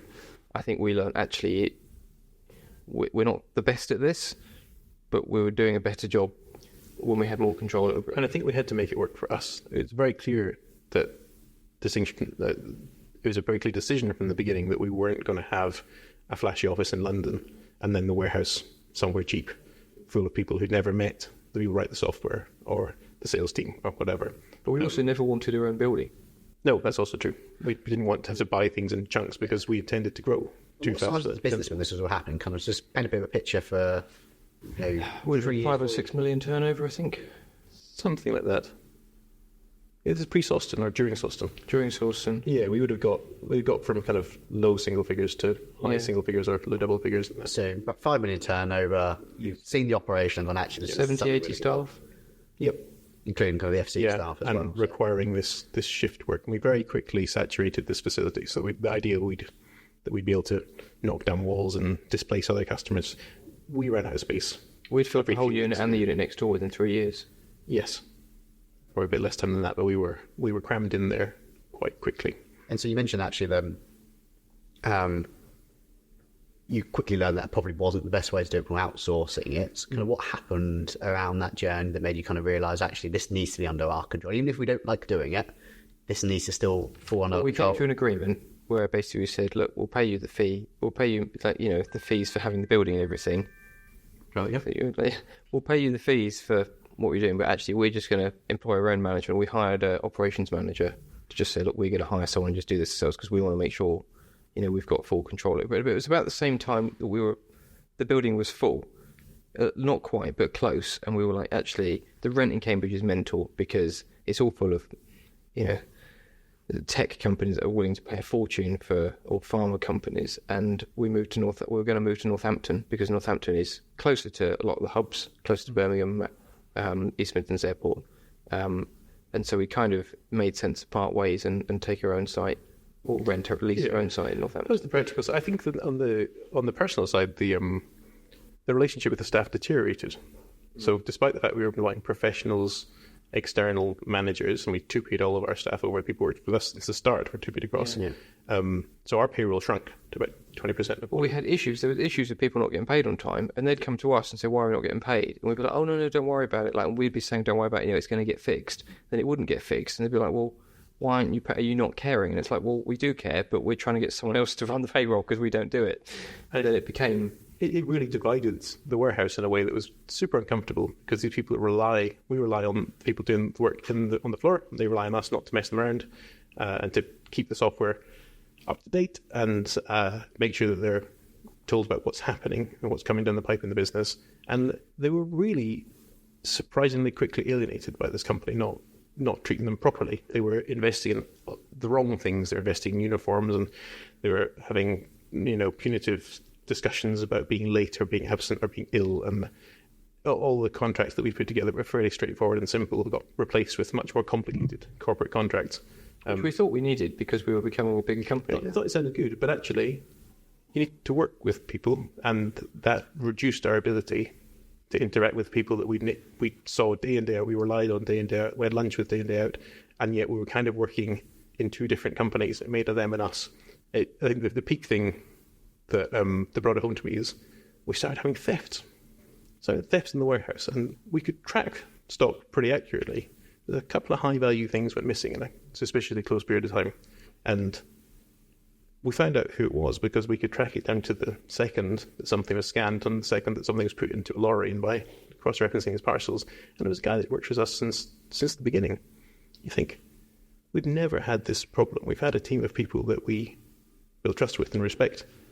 And we got to a point where we're sitting across the table from this person, watching these middle managers, this other company, try and push him around and find out what's going on. And he was just having none of it. He was completely shut down. And when I asked him why he'd do something like this, he said because he was unhappy.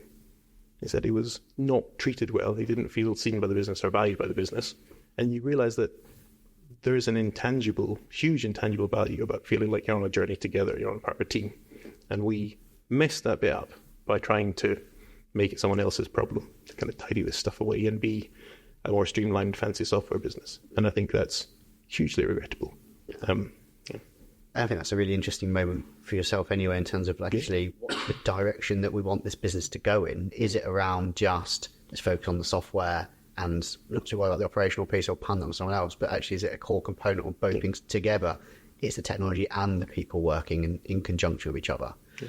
So how did you go around rectifying that then? So you're in contract with this other company, you had this realization that actually maybe we made a wrong decision, but this is a large one, that's a difficult one to move from. What was kind of steps of assessing it and moving it forward? We basically just drew a line. We took all the payroll back in-house and hired someone internally to run the operational side. And it wasn't more than, I think, 6 months away from us moving sites anyway.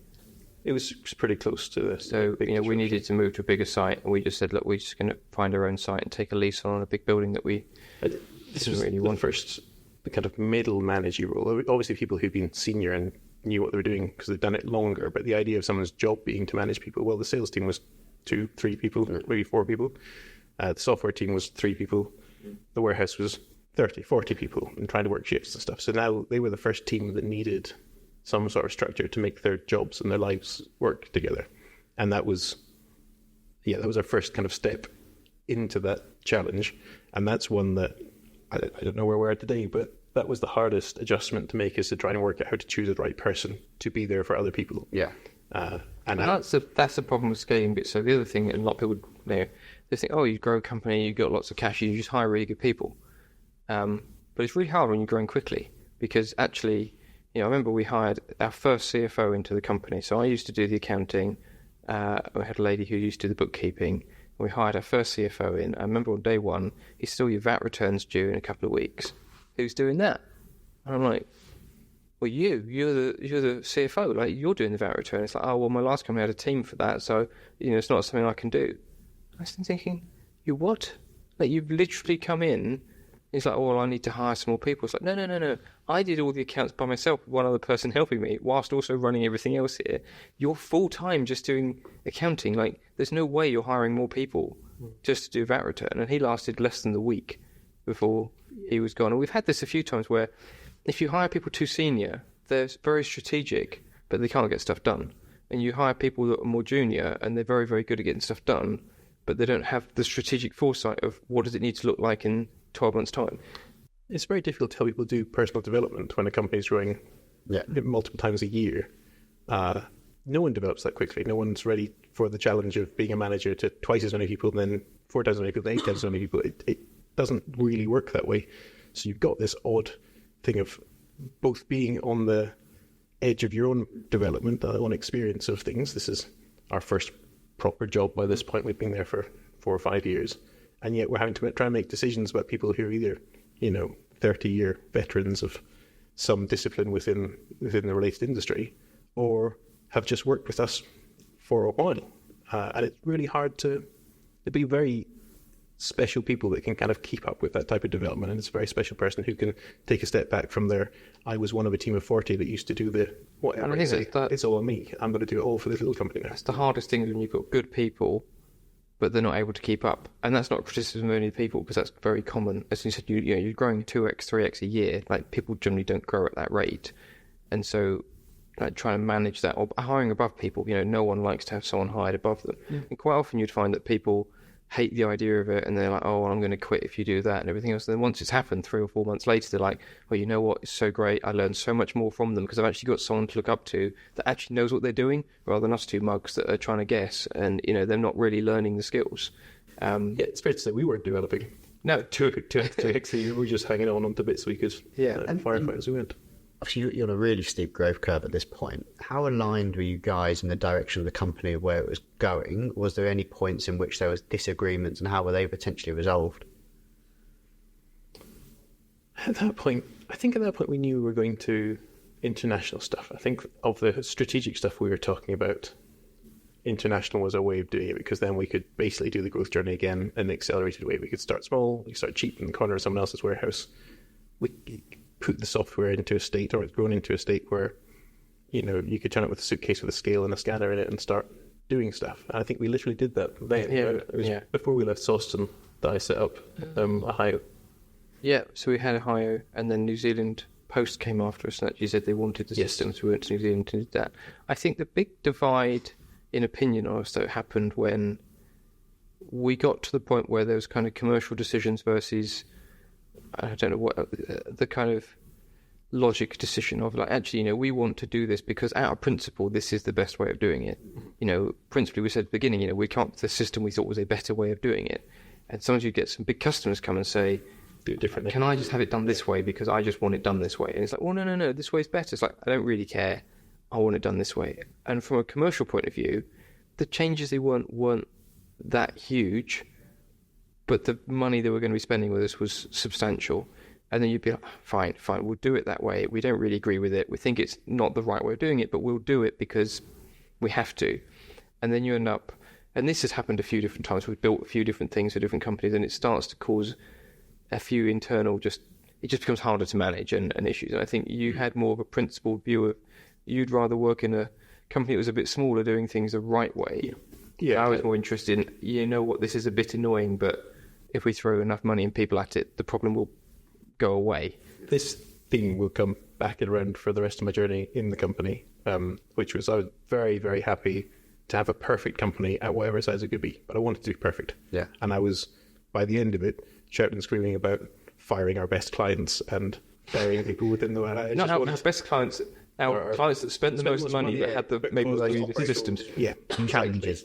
You know, I had the entire sales team because all the sales team were rolling with people I didn't want to have to jump through the hoops that they offered. So, yeah, I think my frustration was, and it brings it full circle, I had this glimpse, probably around the time we moved to the next warehouse, so it was the first time I came to Northampton, I had this realization that we're 200 people now, and every one of these companies that I've walked in and gone, you guys are chumps. I was like, oh, yeah, that's because they had more than 20 people.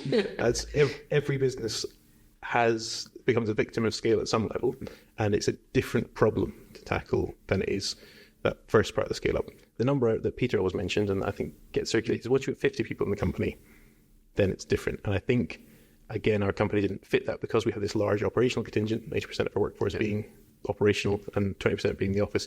It just wasn't so obvious to me that when we hit a difficult scale, but by the time there was 50 people in the office, that was... You get to a point when you know everyone's name and you can see every process and understand every process in the company, things run very efficiently. When no one person can understand every process in the company and you don't know one's name even, you get to a point where it quickly descends, where there's a process that accounts use and there's a process that sales have and there's a process that someone else has, and they don't all necessarily talk to each other perfectly. And then management comes about trying to help communication and help massage this. And however good you are, you can be good at it, don't get me wrong, it's not, but however good you are, there's always a point where it starts to break down. And you look at big PLCs, with tens of thousands of staff, and you see just huge inefficiencies. The NHS is a prime example. I think this might be a truth. Maybe naively, I thought we had the answer to it, and then discovered that we didn't have a comprehensive answer because the tools and the techniques and the kind of principles that guided us to a certain size started to break down in service of this commercial. What did you think the answer was? So you thought we have the answer to solve this. Get rid of all the clients that didn't fit. That was the answer was being. Well, yeah, I don't know. I never got a chance to test this fully, but I think there's something in, being the right size for the market and serving the right portion of the market, so you can do a really good job, as opposed to, as soon as you get slightly outside of that, the exceptions start to bite into the service of the other customers. So we're never behind because we're messing up everything. We were behind because we were trying to service something that we messed up for a really awkward customer that sent stuff through late and unlabeled and whatever else.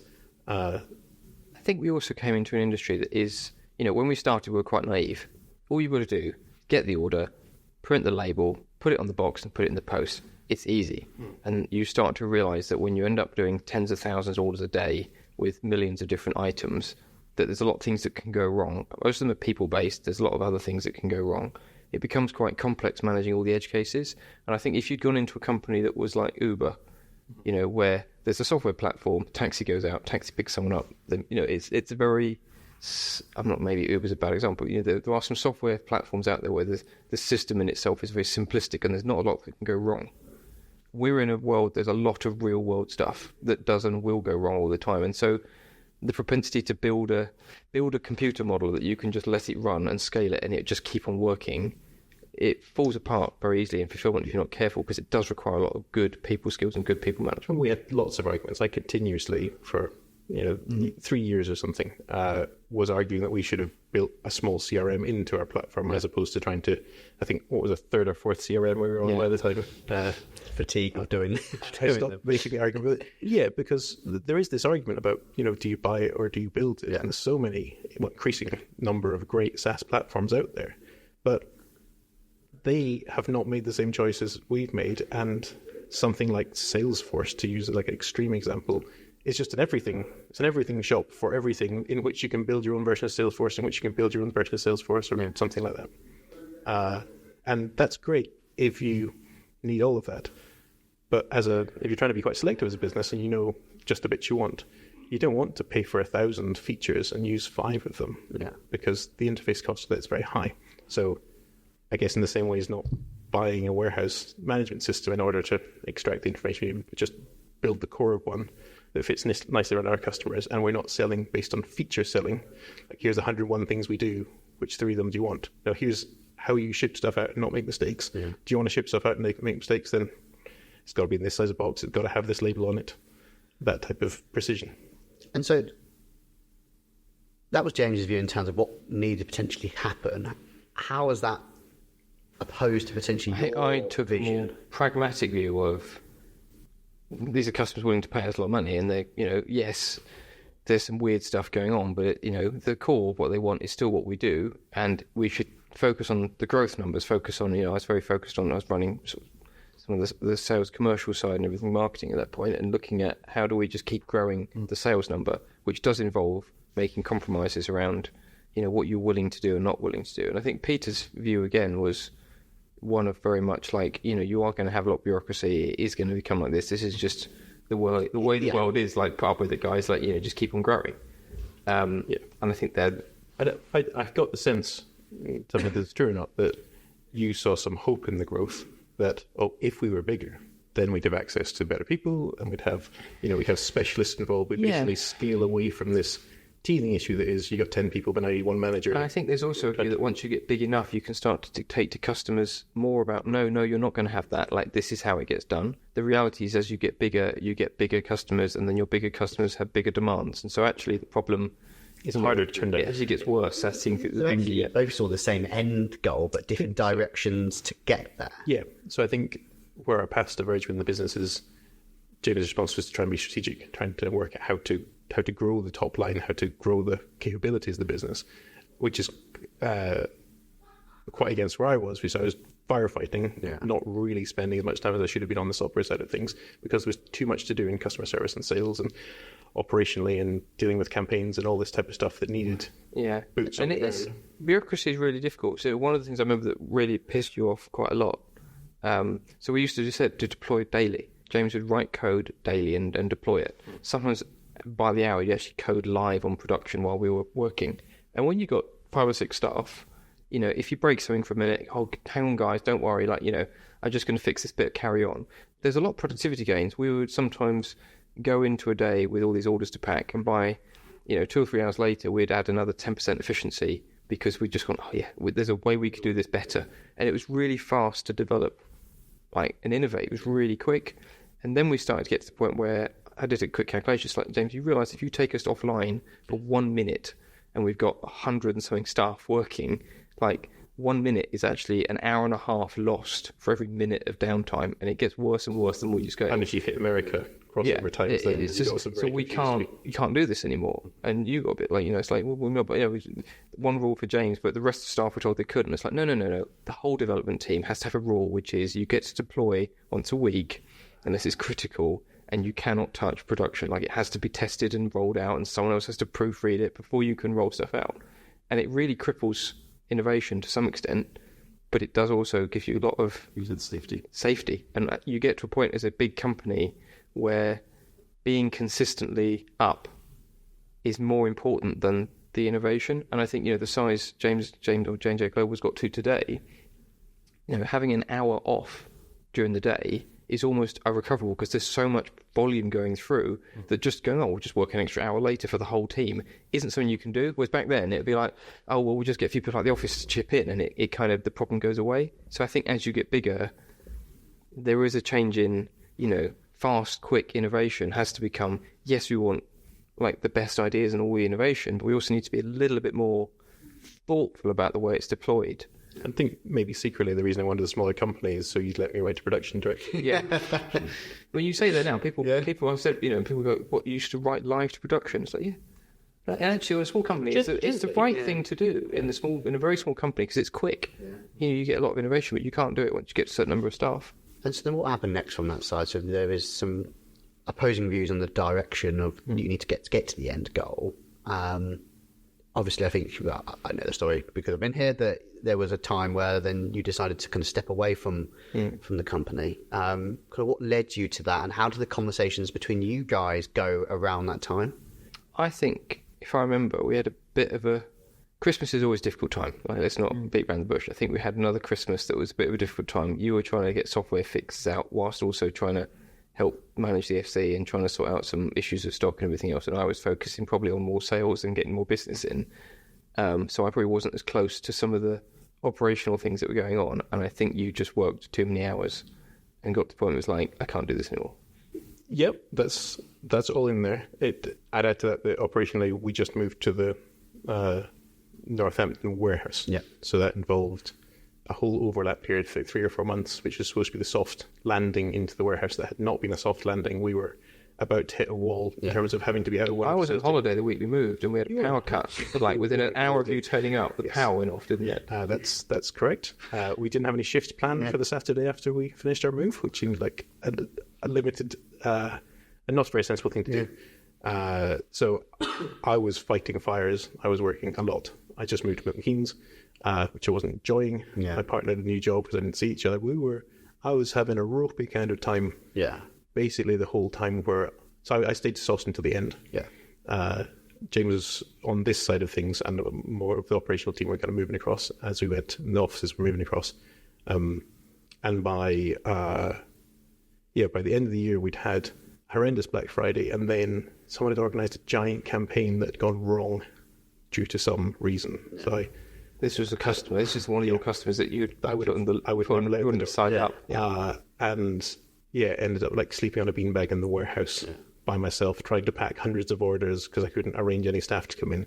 And then I got a call saying that I had to go to Scotland because my dad wasn't going to survive, which is a bit of a shocking thing to hear. Yeah. And I think I just had a crisis. I think I just couldn't hold it together.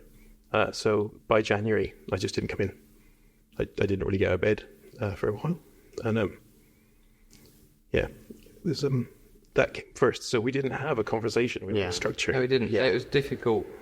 Not as difficult for James. Obviously, that's a really difficult point in your life. But for me, I'm kind of like, well, you're not knowing, what's happening week to week. Like I've still got to carry on running the business, and I've now got to manage my job and deal with the tech team and the operational side of the business. So it's like I'm trying to make sure James is all right, but also really don't have the time of the day. And I probably, to be honest, I was probably like to some extent frustrated, thinking, what the hell?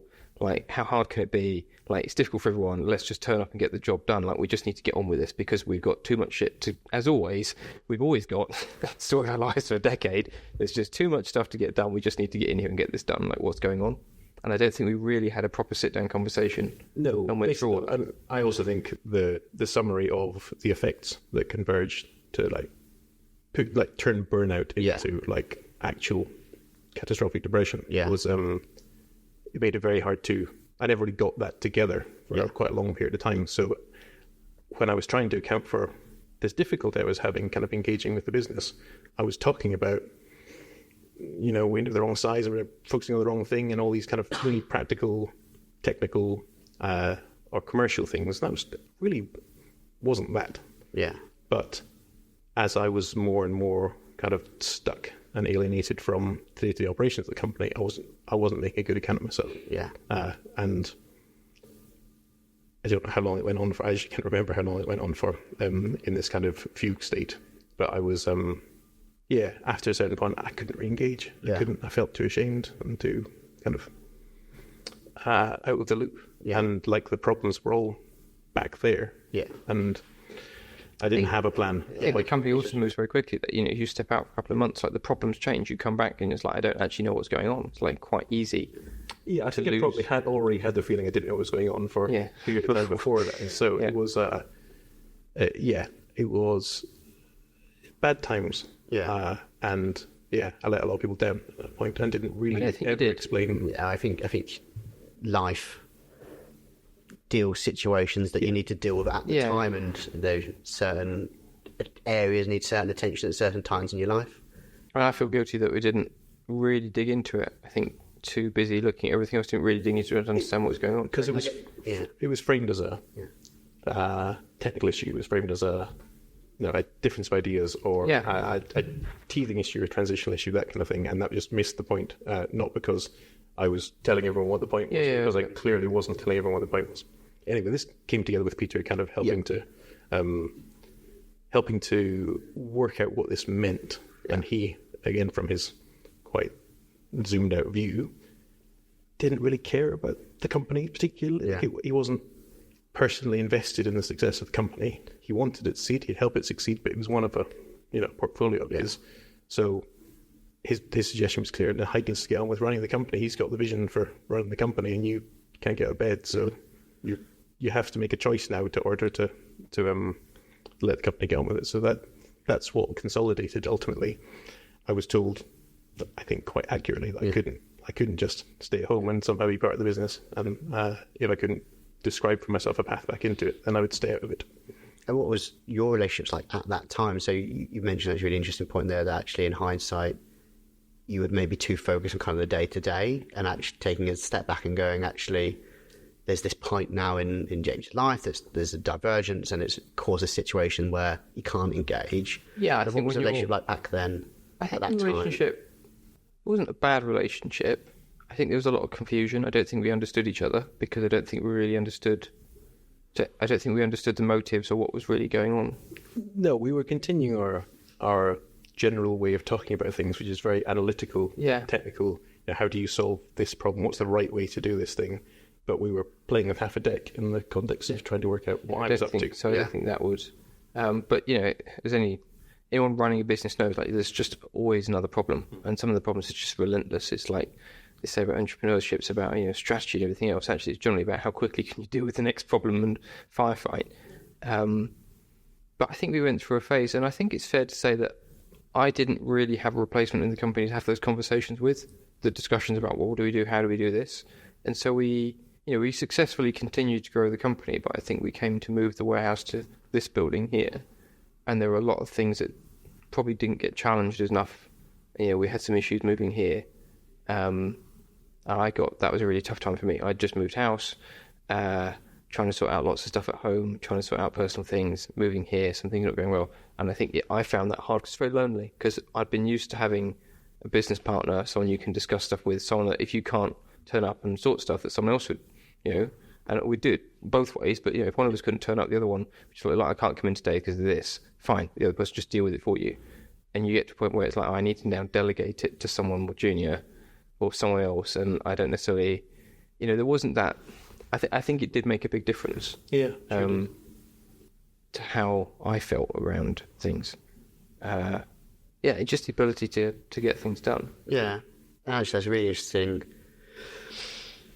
One of the things that it taught me, and I'm sort of glad that we met and we started this together. We started the whole conversation with us. How did you meet? I find people who started their own company by themselves and have run it by themselves, that's just incredibly, to do that for like a decade by yourself with having no one else right next to you can go into it, that's really hard. It's a really confidence hard. And on top of that, you have to be lucky to make progress anyway. You have to be lucky and still back yourself the whole way through, which I don't think happens there. And how much enjoyment do you think you lost from the business from not having that from James? Because you're right, it's a very lonely place to be, and it's all on your shoulders now. How much do you think that degraded your enjoyment within the business? It's difficult to know. Definitely, yes, it did. I went through a similar thing of we moved house, we bought somewhere that was quite big and quite falling down, and I had a lot of stuff at home, had some issues at work, we had other stuff to be doing, we were still trying to grow, we had investors now at that point that were asking questions.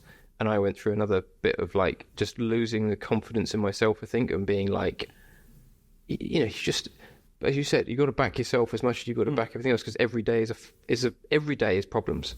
And when you feel like every day is problems, and you get to the point where you don't feel like you can manage it, and you've not got someone else to turn to, then I think you can get to quite a dark place. So in the benefit of kind of where you guys are kind of sitting now, what's been the key learnings you've taken from the journey that you've been on? And I think contextualising actually kind of where J&J Global is, for over 50 million in turnover, 300, 400 odd employees, serving 4 different continents. Kind of the scale the business is at now is one of the biggest. Did it surpass where you thought it was going to end up? And if so, we never had a plan, so it definitely surpassed. It's astonishing, honestly, that the putting one foot in front of the other bit ended up this, which obviously can be managed by instinct and just taking a step forward. So it's very, very hard to make up for that. So you're reflecting on the journey. One of the things I was thinking is, reflecting on what you were just saying, just now around where you'd got to saying, actually, I'd rather work in a smaller company and enjoy it than, have the kind of constant need for growth and it be so. And I wonder if I got to the same stage, but it took me a few more years. Because I have a slightly different, acceptance of, yes, you have to do stuff commercially. But I think the bits I look at and really enjoyed, when the company was between sort of 1 and 20 million turnover, there was just so much growth. There was a lot of interesting things to do.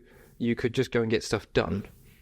And now the company is still very fast growth. It's still very innovative, but there is more bureaucracy. There is more like steps to have to go through to get things done. And I find it now, looking at J&J Global now, like I think it's still at the forefront of what it does for its size, but I definitely enjoyed working in the company when it was smaller. And I think I probably hit a limit of what I'm willing to take from a bureaucracy point of view after you, but I think I've definitely hit that. Yeah, I think that's true. And I think it's got to be a different skill set. It has to be. I imagine that you could maybe start a company with tons of investment and then try and jump those first few years into a position that takes a lot of confidence and a lot of backing from someone with money to lose. But I think it would be weird if whatever circumstances select for people who can grow a company, put their hands around a company for a long period of time and see that kind of sustained growth. And the set of people who can take 200 million of investment and put together a crack team and immediately deploy onto 4 continents.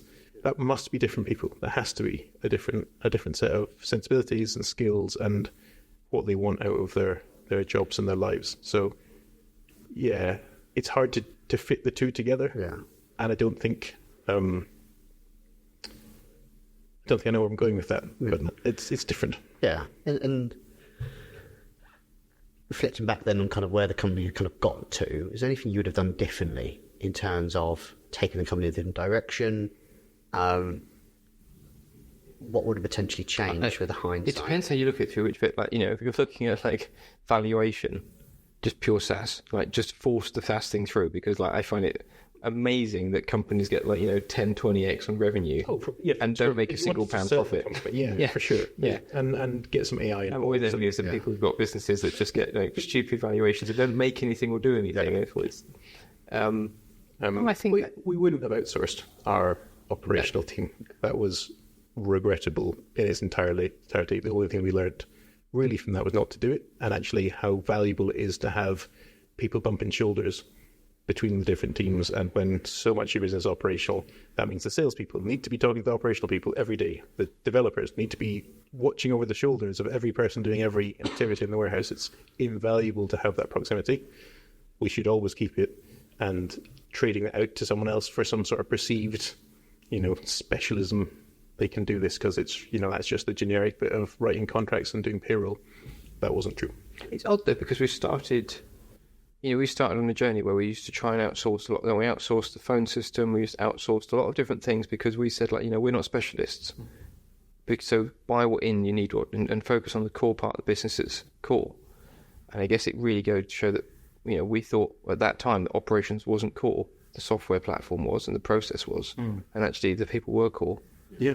Yeah. I guess last question for me then, what advice would you have to two friends looking to start a business together?